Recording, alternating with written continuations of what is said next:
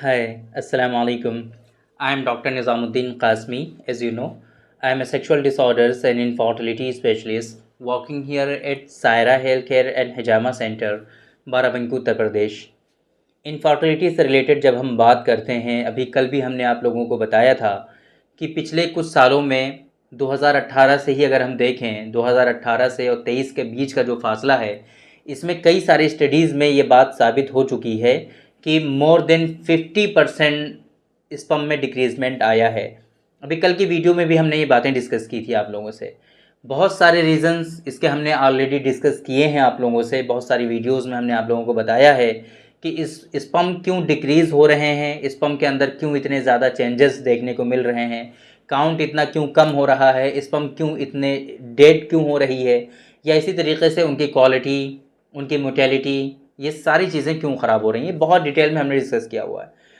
ये भी हमने कई मरतबा डिस्कस किया हुआ है आप लोगों से कि अगर सीमेन या अगर स्पर्म की क्वालिटी ख़राब है, स्पर्म का काउंट कम है, तो वो आप अपनी लाइफस्टाइल में क्या क्या चेंजेस कर सकते हैं, अपने बिहेवियर में क्या क्या चेंजेस कर सकते हैं कि जिससे आप स्पर्म की क्वालिटी को इम्प्रूव कर सकें और स्पर्म काउंट को बढ़ा सकें।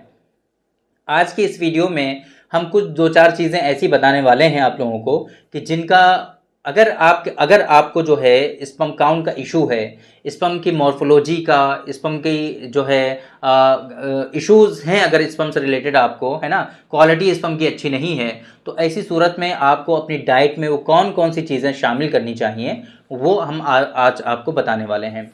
तो इसमें जो सबसे इम्पॉर्टेंट चीज़ है पहले नंबर पे, वो है अनार का जूस, है ना। अनार का जूस बहुत ज़्यादा इफ़ेक्टिव होता है ऐसे लोगों में कि जिनमें स्पर्म की क्वालिटी ख़राब होती है। ऐसा ही नहीं है कि सिर्फ़ और सिर्फ अनार का जूस आपको उन्हीं लोगों को इस्तेमाल करना चाहिए कि जिनमें स्पर्म की क्वालिटी का इशू है या स्पर्म काउंट का इशू है।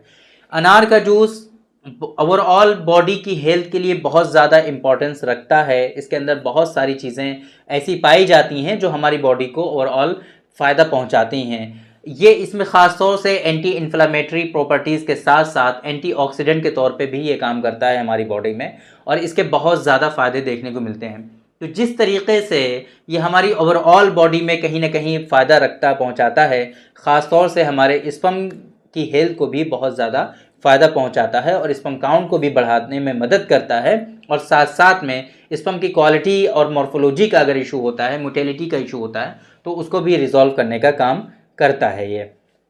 तो इस वजह से अगर आपको स्पर्म से रिलेटेड इश्यूज़ हैं, इनफर्टिलिटी से रिलेटेड इश्यूज़ हैं आपको, तो अनार का जूस आपको अपनी रूटीन में शामिल करना चाहिए। दूसरा ये कि कद्दू के बीज, जो पंपकिन के सीड्स होते हैं, उनका इस्तेमाल भी काफ़ी ज़्यादा इफ़ेक्टिव होता है। इसके अंदर आपको आयरन मिलता है ना, प्रोटीन्स मिलते हैं, जिंक भी इसके अंदर मिलता है आपको। इसके अलावा और भी कई सारी इंपॉर्टेंट चीज़ें कद्दू के बीज में आपको देखने को मिलती हैं।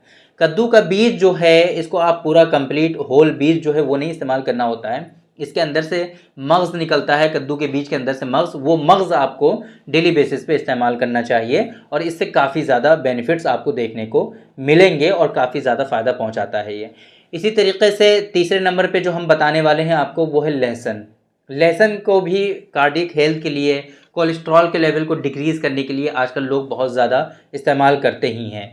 लहसुन जो है बेसिकली क्या है कि आपके ब्लड सर्कुलेशन को इन्हांस करता है, ब्लड सर्कुलेशन को बढ़ाता है। वो इस वजह से होता भी है क्योंकि ये कोलेस्ट्रॉल के लेवल को भी डिक्रीज़ करता है। जो फैट होता है, फैट डिपोजिशन जो होता है, उसको ये रिलीज़ करता है। इस वजह से आपका ब्लड सर्कुलेशन भी बढ़ता है।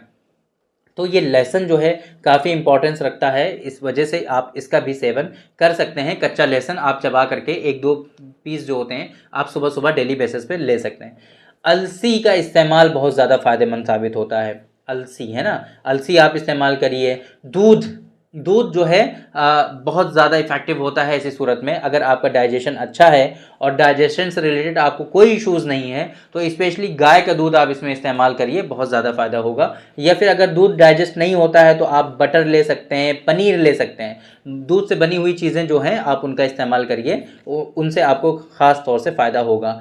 गाजर का इस्तेमाल करिए, आप सब्जियां जो हैं आप उनका इस्तेमाल करिए, उनसे आपको अच्छा खासा बेनिफिट्स पहुंचेगा। इसी तरीके से दालें हैं, आप दाल इस्तेमाल करिए, हाई प्रोटीन डाइट लीजिए आप, है ना। इन सारी चीज़ों से आपको फ़ायदा होगा। बाकी जो परहेज़ वगैरह हैं वो हम आप जनरली आप लोगों को बताते ही हैं, बहुत सारी वीडियोज़ में हमने डिस्कस किया हुआ है। स्पेशली रेड मीट का इस्तेमाल इसमें बिल्कुल आप लोगों को नहीं करना है। और वेरिकोसील की कंडीशन है और जो कॉजेज़ होते हैं स्पेशली जिस वजह से आपका स्पर्म काउंट नील है या क्वालिटी का इशू है, वो उन कॉजेज़ के ऊपर भी परहेज़ वगैरह डिपेंड करते हैं। लेकिन ये चीज़ें कॉमन हैं जो हमने आज बताई हैं, सभी लोगों को ये चीज़ें इन चीज़ों का इस्तेमाल करना चाहिए। और अगर इनफर्टिलिटी से रिलेटेड इशूज़ हैं तो इन चीज़ों को अपनी डे टू डे लाइफ में और डेली रूटीन में शामिल करना चाहिए, ताकि तेज़ी के साथ रिकवरी हो सके। मेडिसिन के साथ में इन चीज़ों से भी आपको हेल्प लेनी चाहिए, ताकि आपके स्पर्म काउंट का जो इशू है वो रिजॉल्व हो सके, काउंट आपका बढ़ सके। और अगर मॉर्फोलॉजी का इशू है, क्वालिटी का इशू है,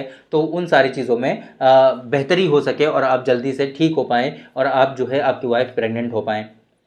तो उम्मीद करते हैं कि आज के इस वीडियो में जो हमें बताना मकसद था वो आप लोगों की समझ में आ गया होगा कि अगर आपको स्पर्म काउंट से रिलेटेड इशू है या फिर स्पर्म की क्वालिटी से रिलेटेड इश्यूज़ हैं, मॉर्फोलॉजी सही नहीं है, तो ऐसी सूरत में आप लोगों को किन चीज़ों का सेवन बढ़ाना चाहिए, किन चीज़ों का इस्तेमाल आप लोगों को करना चाहिए अपनी डे टू डे लाइफ में, वो चीज़ें आपकी समझ में आ गई होंगी। तो थैंक यू वेरी मच, बहुत बहुत शुक्रिया आपका। आज की इस वीडियो में इतना ही। इंशाल्लाह कल फिर मुलाकात होगी आपसे एक दूसरी वीडियो में, हम डिस्कस करेंगे आपसे एक दूसरे टॉपिक पर। तब तक के लिए आप हमें इजाज़त दीजिए।